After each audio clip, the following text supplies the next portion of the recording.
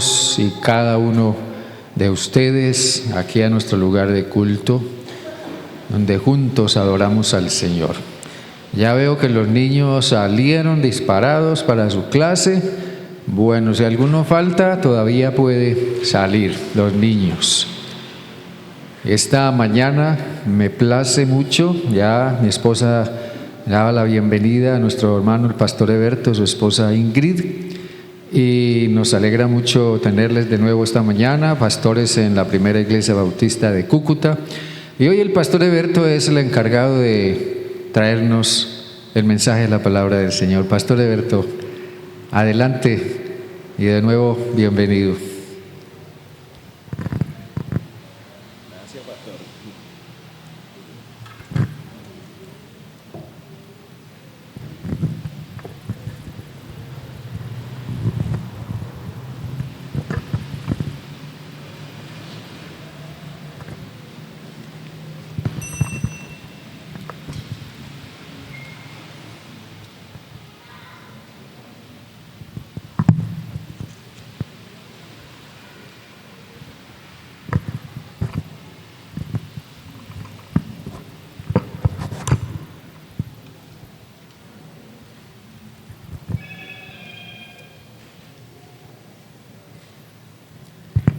Bien, buenos días, hermanos.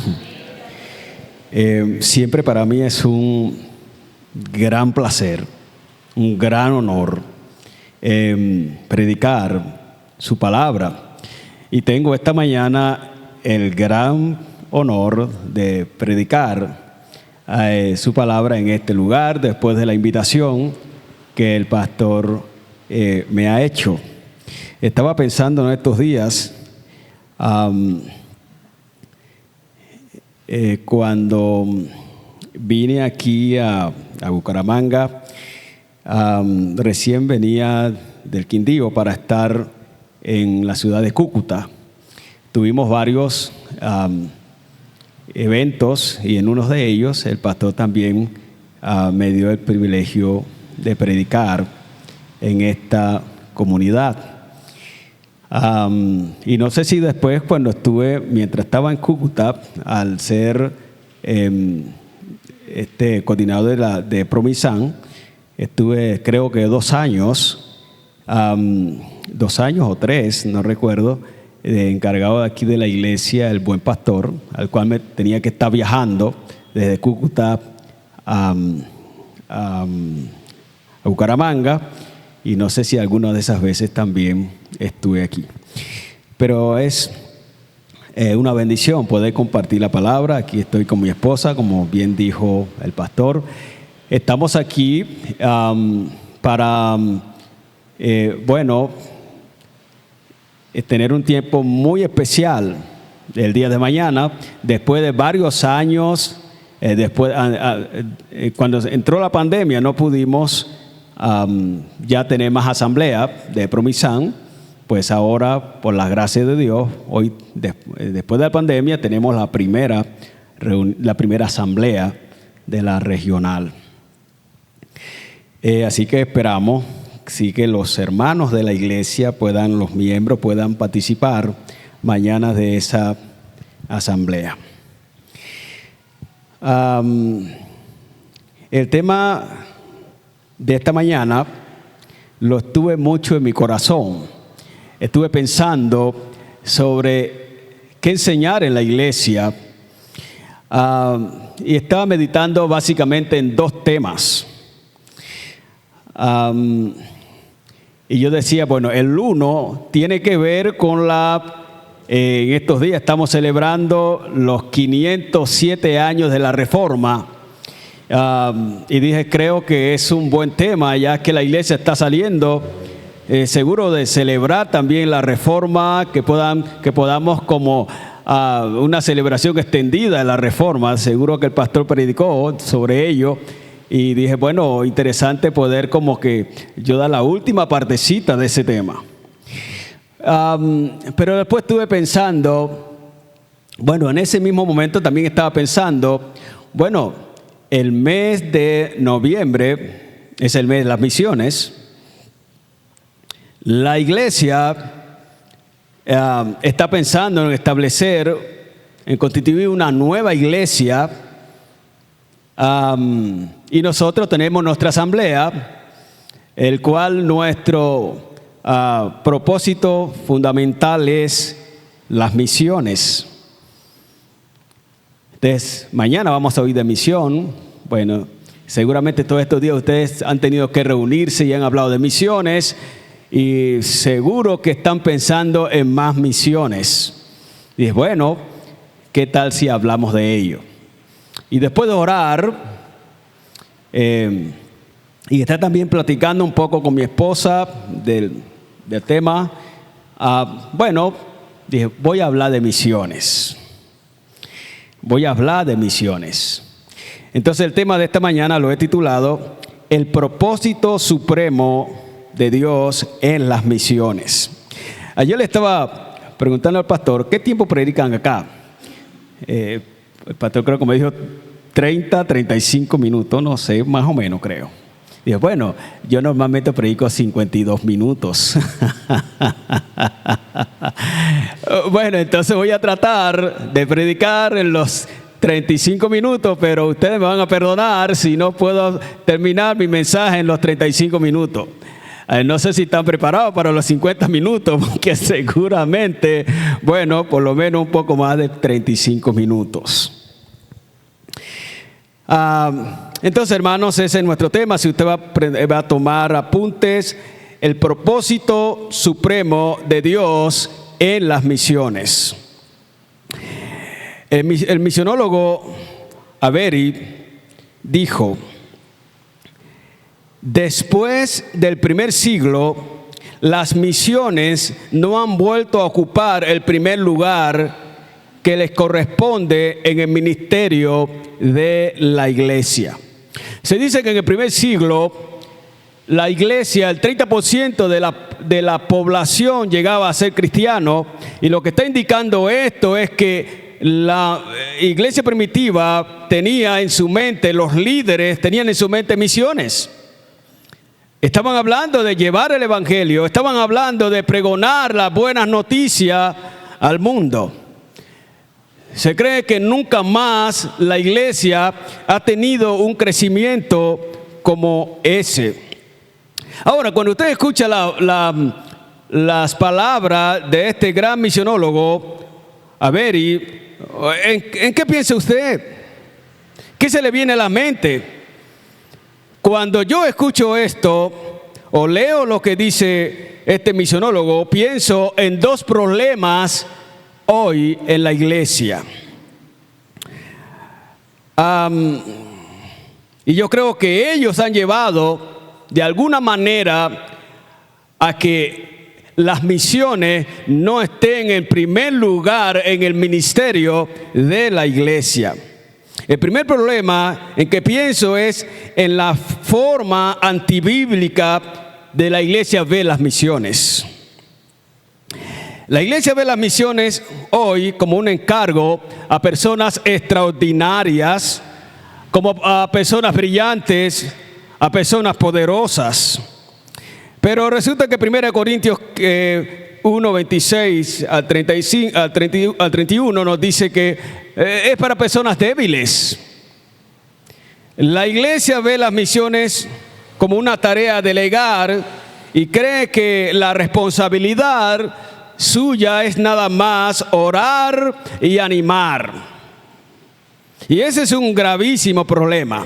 La iglesia ve las misiones hoy como una obra suya en algunos casos, donde la iglesia decide hacer para sí sus misiones. Pero quiero decir que las misiones no las hacemos para nosotros mismos, sino que la misión la hacemos para Dios. Y cuando nosotros estamos viendo las misiones como algo nuestro y no de Dios, entonces vamos a tener problemas, porque la vamos a hacer de acuerdo a lo que yo crea, a lo que yo pienso, y no a lo que Dios nos dice. La iglesia ve las misiones también desde una perspectiva humanista, y entonces, al considerar que ella tiene esta potestad de emplear lo que quiere, entonces emplea métodos de crecimiento tratando de insinuar que ella puede hacer lo que quiere, y resulta que la Biblia regula la manera de hacer misiones. Ahí tenemos un problema. Ahora, el segundo problema en que pienso cuando leo acerca de este gran misionólogo es que veo un desconocimiento del propósito supremo de Dios en las misiones. Y este es otro problema. La iglesia de hoy tal vez no tiene un claro conocimiento, un claro conocimiento de cuál es el propósito supremo de hacer misiones. Y entonces este desconocimiento hace que la iglesia haga misiones, pero teniendo como propósito números de convertidos. Bueno, tal vez dice, yo voy a hacer misiones, pero lo que tengo en mente es números. Y yo creo que eso es un resultado de la obra del Señor. No es el propósito. Se hace misiones teniendo como propósito cubrir ciudades, alcanzar naciones, alcanzar pueblos. Y yo creo también que ese no es el propósito supremo de hacer misiones. No. Yo creo también que ese es el resultado. En cuanto a lo anterior no está mal, pero ese no es el propósito supremo. Ese no debe ser el enfoque final. La iglesia hace misiones teniendo como propósito ser aceptado por Dios al cumplir la misión. ¿Qué significa esto? Bueno, yo voy a hacer misiones para que Dios me acepte, para que Dios no me vea mal, para que vea que yo sí estoy cumpliendo lo que Él ha puesto, lo que Él está diciendo que se haga. Y resulta que ese es un grave problema, porque eso tampoco es el propósito supremo de hacer misiones. No hago misiones para que Dios me acepte. No, va mucho más allá. Bueno, de este segundo, como no puedo cubrir los dos problemas que he mencionado en esta mañana, entonces me voy a ocupar del segundo problema que creo que es muy importante para nosotros. Que la iglesia de Cristo conozca el propósito supremo de hacer misiones, hermanos, es sumamente importante. De ello depende que la iglesia honre a Dios cuando haga misiones o deshonre a Dios cuando haga misiones. Se estará preguntando usted entonces en esta mañana, bueno, creo que en algunas de las cosas que ha mencionado tenía en mi mente que es hacer misiones. Y si no es ello, entonces, ¿cuál es el propósito supremo de hacer misiones? Pues bien, acompáñeme a Efesios capítulo 1, versículos 3 al 14. Es un texto que casi poco se usa para misiones, pero creo que ese texto, hermanos, tiene mucho que decirnos acerca de las misiones. Dice el pasaje: bendito sea el Dios y Padre de nuestro Señor Jesucristo, que nos bendijo con toda bendición espiritual en los lugares celestiales en Cristo, según nos escogió en Él antes de la fundación del mundo, para que fuésemos santos y sin mancha delante de Él, en amor habiéndonos predestinado para ser adoptados hijos suyos por medio de Cristo, de Jesucristo, según el puro afecto de su voluntad, para alabanza de la gloria de su gracia, con la cual nos hizo acepto en el amado, en quien tenemos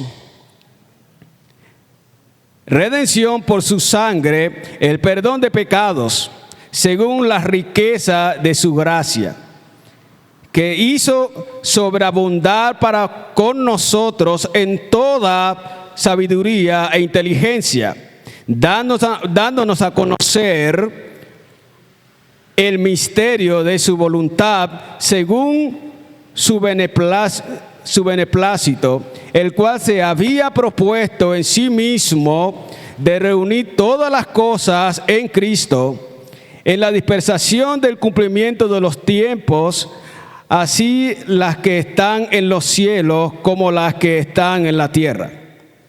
En Él asimismo tuvimos herencia, habiendo sido predestinados conforme al propósito del que hace todas las cosas según el designio de su voluntad, a fin de que seamos para alabanza de su gloria, nosotros los que primeramente esperamos en Cristo. En Él también vosotros, habiendo oído la palabra de verdad, el evangelio de vuestra salvación, y habiendo creído en Él, fuisteis sellados con el Espíritu Santo de la promesa, que es las arras de nuestra herencia hasta la redención de la posesión adquirida para alabanza de su gloria. Aquí está, amados hermanos. En este texto, Pablo expone el plan salvífico de Dios. Claramente está expuesto allí y nos muestra que fue planeado y proscrito en la eternidad. Pero al mismo tiempo el apóstol Pablo allí expone el propósito supremo de Dios en las misiones. Este propósito es la obra del Dios triuno o del Dios trino para su gloria. A la luz de este texto, les propongo en esta mañana que desarrollemos este tema del propósito supremo de hacer misiones bajo 3 encabezados. En primer lugar, su propósito supremo en la elección de su pueblo. En segundo lugar, su propósito supremo en la redención o salvación de su pueblo. En tercer lugar, su propósito supremo en la transformación de su pueblo. Empecemos pues en esta mañana, mis amados hermanos, con nuestro primer encabezado. Su propósito supremo en la elección de su pueblo.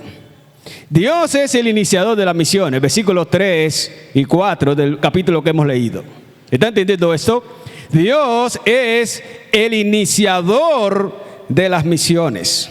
La elección de Dios en Cristo de su pueblo no es porque se sentía solo. Dios no está eligiendo un pueblo para sí porque se sentía solo. Dios existía solo en la eternidad. La Trinidad, digámoslo de otra manera, existía sola en la eternidad. Si Dios quería, podía elegir un pueblo para sí, pero si Él no quería, pues no elegiría ningún pueblo para sí. Y Él seguía siendo Dios. Pero Él quiso elegir a un pueblo para sí. Dios, en la eternidad, amados, entonces eligió a un pueblo para sí. El texto claramente nos presenta que esta elección fue antes, esta elección de su pueblo fue antes de la fundación del mundo. ¿Lo puedes ver? Allí está en los versículos 3 al 6. Y esta elección fue antes de la fundación del mundo para que nadie se gloríe. Él quiso elegir su pueblo antes. Nota lo que dice el versículo 4 y 5. Estos versículos exponen el aspecto pasado de la elección de su pueblo en la eternidad. Y aquí usted puede ver al Padre operando aquí. Aquí está operando el Padre. El texto nos muestra que Dios Padre ordenó y escogió a su pueblo. Es decir, escogió a su iglesia por adelantado para Él. Esto lo hizo antes de la fundación del mundo, antes que el mundo tuviera lugar. Mis amados hermanos, Dios ha elegido un pueblo en Cristo para que sea suyo. Él lo ha hecho. Usted no escogió a sí mismo, no se escogió a sí mismo para ser pueblo de Dios o para ser parte del pueblo de Dios. ¿Sabe? Dios lo escogió en Cristo, por su gracia, y lo ha hecho, ¿sabe qué? Parte de su pueblo. Usted es parte del pueblo de Dios. ¿Quién es usted? ¿Quién era usted para que Dios lo escogiera y lo hiciera parte de su pueblo? ¿Había alguna virtud? ¿Había algo notable? ¿Había algo espectacular? ¿Había algo al cual Dios se pudiera decir, bueno, por esto lo voy a escoger? ¿Había algo al cual usted pudiera admirar y asombrar a Dios, al cual Dios pudiera decir, wow, este es el que yo necesito? Pues no, toda esta obra Dios la ha hecho por su gracia. Por su gracia. Usted y yo no somos los únicos que formamos parte del pueblo de Dios. Usted tiene que saber que más allá de este lugar, de allá afuera, hay mucha gente al cual también es parte del pueblo de Dios. Mucha gente allá afuera hace parte de ese pueblo que Dios ha escogido en la eternidad para que sea su pueblo. Usted tiene que ser consciente de ello, amado, en esta mañana. Hay naciones. Dios tiene su pueblo en todas las naciones, en todo el mundo. Y su iglesia tiene que entender que el pueblo de Dios, que Él ha escogido, está regado por todas partes. Y muchos han creído, pero otros todavía no han creído. Entonces, es allá donde tenemos que ir. Es allá donde tenemos que ir. Tenemos que ir al mundo. Y tenemos que ir a predicar el evangelio. Tenemos que ir a la ciudad. Tenemos que ir al área metropolitana. Tenemos que ir a los pueblos. ¿Sabe? Dios ha determinado que su pueblo, Él llama a sus escogidos por la obra del Espíritu Santo y por la predicación de la palabra. Sin predicación de la palabra y la obra del Espíritu Santo no hay conversión. No hay arrepentimiento. No hay vidas transformadas, no hay vidas cambiadas. El pueblo, la iglesia tiene que ir. Siempre el Espíritu y la palabra están juntos. Y siempre hay que ir allá donde Dios tiene su pueblo. Nosotros somos su pueblo, pero allá afuera hay gente que serán parte del pueblo de Dios. Pablo presenta en el mismo texto también el propósito supremo de Dios Padre en la elección de su pueblo. Él presenta el propósito. Lo puede ver una vez más. Mire el versículo 6. Allí está claramente presentando el propósito por el cual Él lo hizo. El Padre en Cristo escogió a su pueblo por gracia. ¿Y qué más sigue diciendo? ¿Para qué? Para que le glorifique, para su propia gloria. La causa de la elección del pecador es la gloria de Dios. Es la alabanza de su gloria. El propósito supremo, amados hermanos, para Dios escoger a su pueblo, elegir a un pueblo para sí, es su propia gloria. Dios ha escogido un pueblo, escúchame bien esto, para su gloria. El versículo 6 expresa claramente que el propósito supremo de Dios elegir a su pueblo en sí mismo, en Cristo, es para su gloria. Dice el versículo 6, para alabanza de la gloria de su gracia, en la cual nos hizo acepto en el amado. Esteban dice, la meta o el propósito final de la obra misionera es la gloria de Dios. Y luego más adelante en su libro, avanzando en él, dice, la meta de la obra misionera es darle gloria a Dios. Ahí está, mi estimado hermano. Rick Warren, hablando una vez de la gloria de Dios, dijo, La gloria de Dios es la esencia de su naturaleza, el peso de su importancia, el brillo de su esplendor, la demostración de su poder, la atmósfera de su presencia. La gloria de Dios es la expresión de su bondad y de todas las demás cualidades intrínsecas y eternas de su persona. Mis amados hermanos, el propósito supremo de Dios en la elección de su pueblo es su gloria. Y eso su iglesia tiene que tenerlo claro en esta mañana. Cuando tú te unes a las misiones y vas y predicas el evangelio, vas y llevas el evangelio a otras personas, y esas personas se están convirtiendo, esos perdidos se están convirtiendo, ellos están creyendo en Cristo, ellos ahora están siguiendo a Cristo, Dios es glorificado, mis estimados hermanos. ¿Entiendes eso? Dios se glorifica, o Dios es glorificado en la conversión de su pueblo. Y la iglesia tiene que saberlo. Dios ha elegido a su pueblo en la eternidad, y cada vez, cada persona que se convierte, cada persona que llega a Cristo, cada persona que llega a su pueblo por la predicación del evangelio y la obra del Espíritu Santo, trae gloria a Dios. Y nosotros debemos tener en mente eso, la gloria de Dios. Cuando los pecadores creen, ellos y comienzan a amar a Cristo, y comienzan a tener una relación con Cristo, y comienzan a querer seguir a Cristo en obediencia y fe. Cuando ellos quieren entregarse más a Cristo, cuando ellos quieren buscar más a Cristo, cuando ellos quieren seguir más a Cristo, después de la conversión, ¿sabe qué? Eso trae gloria a Dios. La salvación, amados hermanos, procede solo de Dios para la gloria de Dios. Es claro entonces que Dios ha elegido un pueblo para su gloria. Para su gloria. Y cada vez que nosotros hacemos esta tarea y el pecador se convierte, Dios es glorificado. Amén.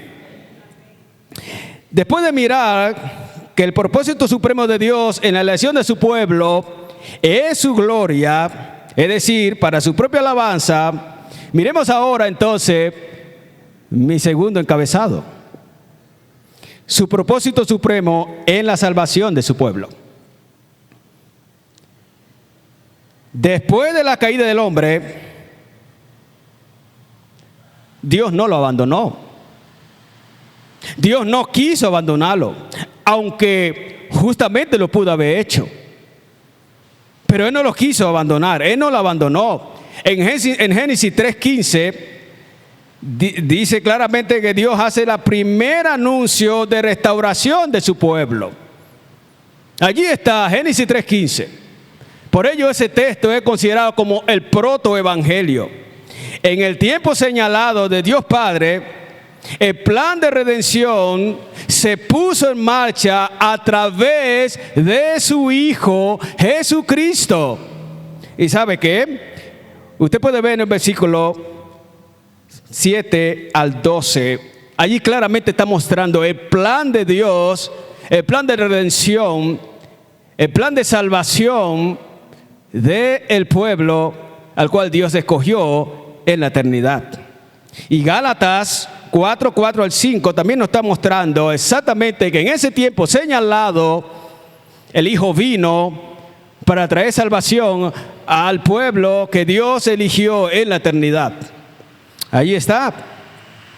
Cristo es el que redime el pueblo escogido de Dios. Miren lo que dice el versículo 7 al 11. Ahí está. Ahí la palabra redención en el versículo 7 define la obra salvífica de Dios Padre. Claramente está allí. El pecador caído y esclavizado ahora es redimido en Cristo. En Cristo.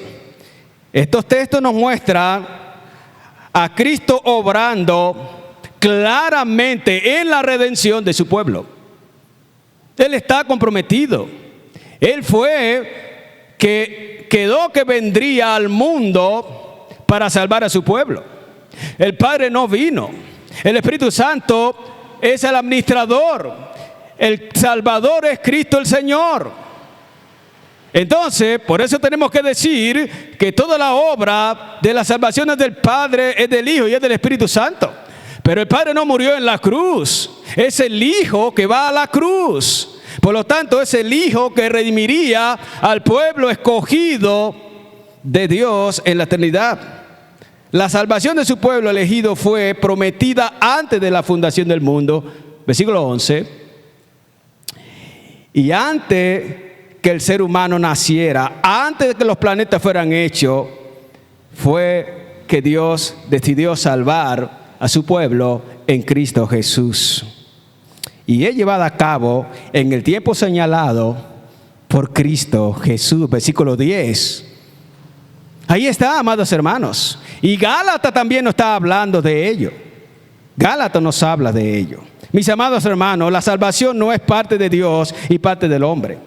La salvación es toda de Dios Hijo. Toda de Dios Hijo. Romanos 3:9 al 12. Claramente nos muestra, esos versículos, Romanos 3:9 al 12, nos muestran que el hombre está incapacitado para salvarse a sí mismo. Todas las partes del hombre están torcidas, dañadas. Todas están afectadas, todas están mal. Su garganta, sus labios, su boca, sus manos, sus pies, lo que hace, lo que piensa, todo está afectado.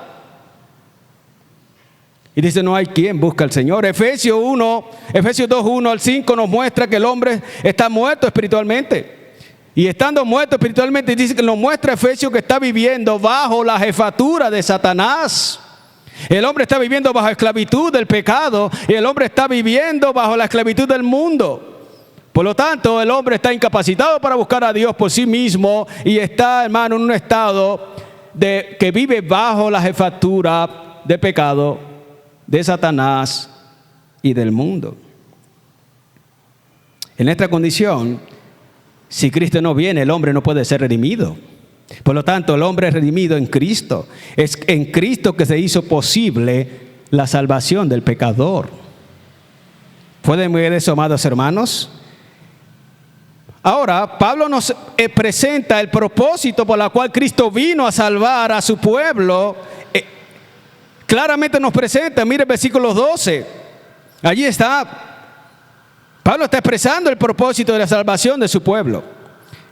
En el versículo 12 expone el propósito supremo de la salvación, de la redención en Cristo, a fin de que seamos para alabanza de su gloria, nosotros los que primeramente esperábamos en Cristo. Aquí está operando ¿quién? El Hijo. Cristo vino a salvar ¿a quién? Al pueblo elegido de Dios. ¿Y la razón cuál es? ¿Cuál es la razón? La gloria de Dios, la gloria de su gracia, es decir, para la gloria de Dios o para la alabanza de su gloria. El doctor Cornelio dice, la gloria de Dios es la única y la más elevada motivación y propósito de Dios para crear, salvar y glorificar el pueblo de Dios. Amados hermanos, el propósito supremo de la redención de su pueblo, del pecador, es la gloria de Dios. Cuando tú te unes a las misiones y vas a hacer misiones, vas a predicar el Evangelio de Cristo, y los perdidos son salvos, llegan a la iglesia, ¿sabe qué? Eso glorifica a Dios. Amén. Eso glorifica a Dios. Entonces, Dios es glorificado en la agrupación, en la salvación de su pueblo. Tú no puedes hablar de salvación en términos solitarios. Tiene que hablar de salvación en términos comunitarios. Cada persona que Dios va salvando por la predicación de la palabra se va uniendo ¿a dónde? Al pueblo de Dios, se va agrupando. Y eso trae gloria a Dios. Dios está pensando en un cuerpo. Dios está pensando en un edificio, en una familia, en una morada de su Espíritu. Y Dios está morando ¿dónde? En el Espíritu Santo, en su pueblo. Su iglesia es su cuerpo, es un edificio, es su familia. Allí está, amados hermanos. Entonces la unidad de su pueblo trae gloria a Dios. No me extrañaría en esta mañana que muchos de ustedes están muy cómodos. No están pensando en misiones. Muchos de ustedes seguramente están pensando en su trabajo, están pensando en otras cosas y no participar de evangelismo, no participar de misiones, no participar de nada. Y creen que eso está bien, pero no. Yo quiero decirle en esta mañana, si usted está en flojera para hacer misiones, yo quiero decirle en esta mañana, deje la flojera, levántese. Levántese para hacer la obra de Dios. Usted está llamado a ello. Y eso da gloria a Dios. Cada vez que usted está trabajando en la obra misionera y los impíos se convierten, ellos glorifican a Dios. Eso trae gloria a Dios. Y usted está glorificando a Dios. Debe tener eso claro, amados hermanos. Hemos considerado entonces el propósito supremo de Dios en la elección de su pueblo y hemos dicho que es para su gloria. Hemos considerado el propósito supremo de Dios en la redención de su pueblo y hemos dicho que es para su gloria. Finalmente, miremos ahora mi tercer encabezado. Su propósito supremo en la transformación de su pueblo. Su propósito supremo en la transformación de su pueblo. Dios Padre ha obrado en la elección. Dios Hijo ha obrado en la redención. Ahora miremos a Dios Espíritu Santo operando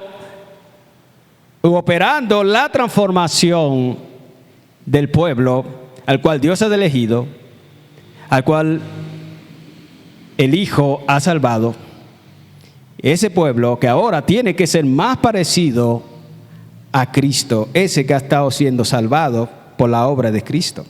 El apóstol Pablo en el versículo 13 y 14 expone el aspecto de la transformación y la herencia de la salvación de los elegidos que forman parte del pueblo de Dios.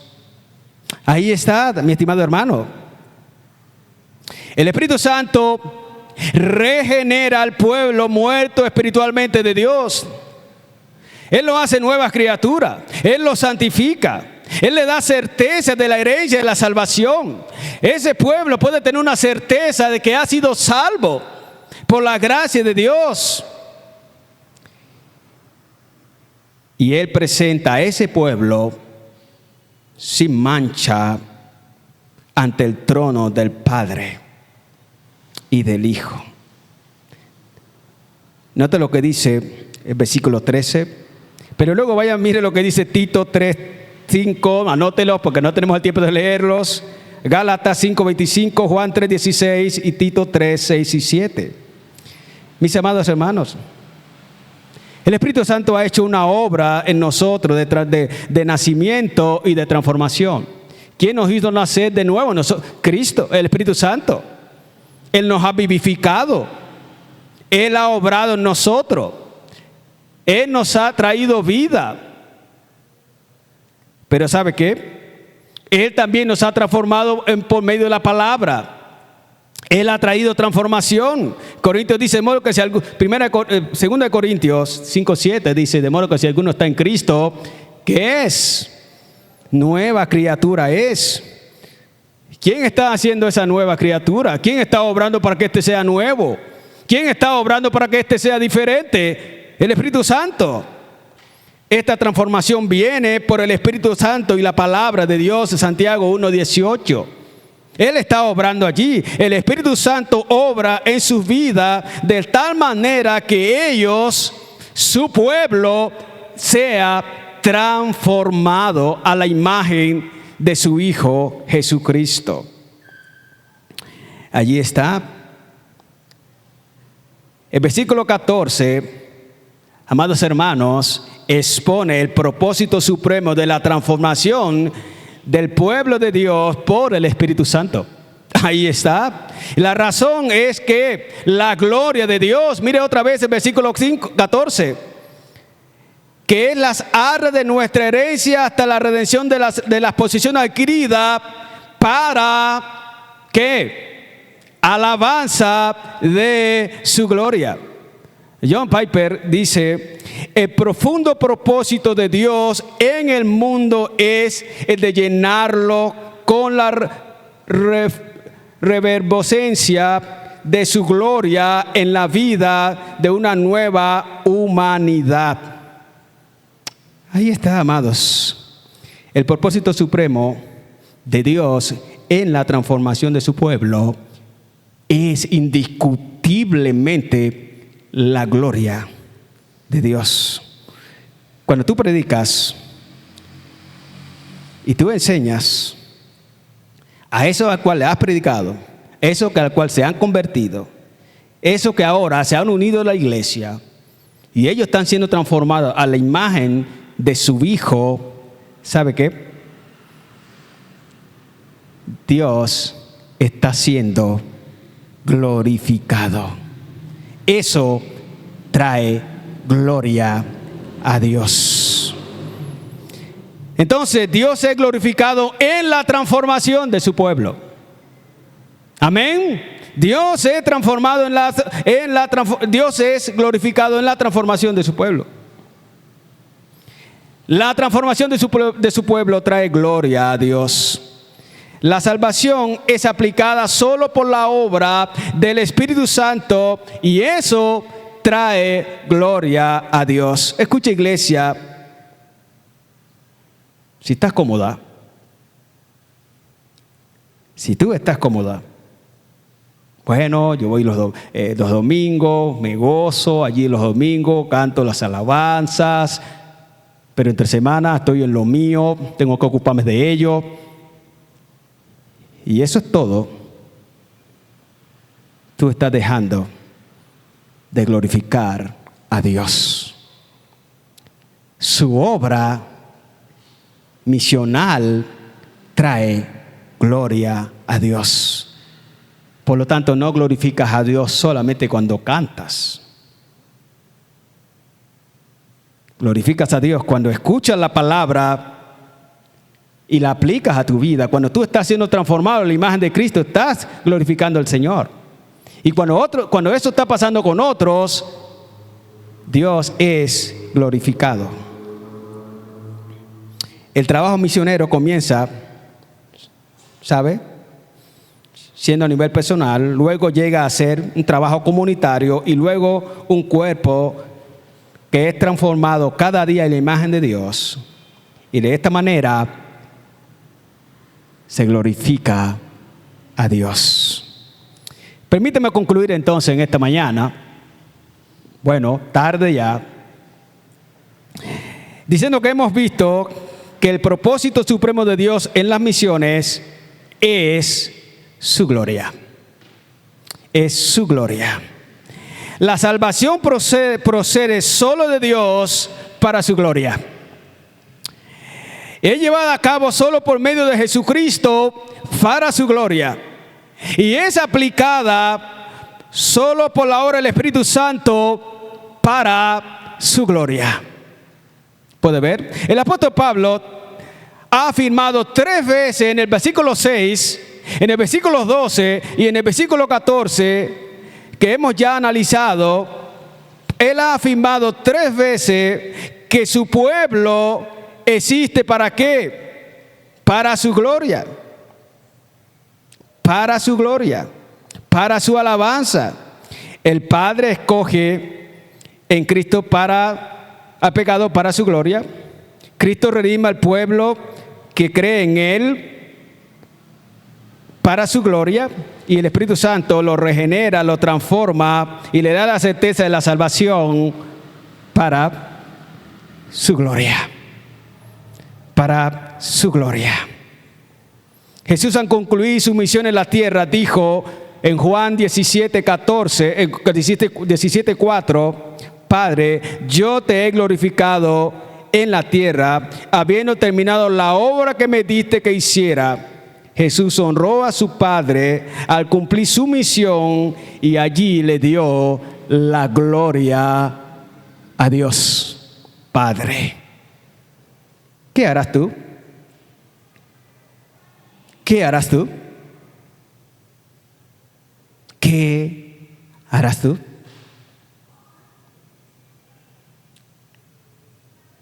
La obra de Dios Padre es para su gloria, la obra de Dios Hijo es para su gloria, la obra de Dios Espíritu Santo es para su gloria. Y Jesús glorificó a Dios para la gloria de Él. ¿Y tú qué harás?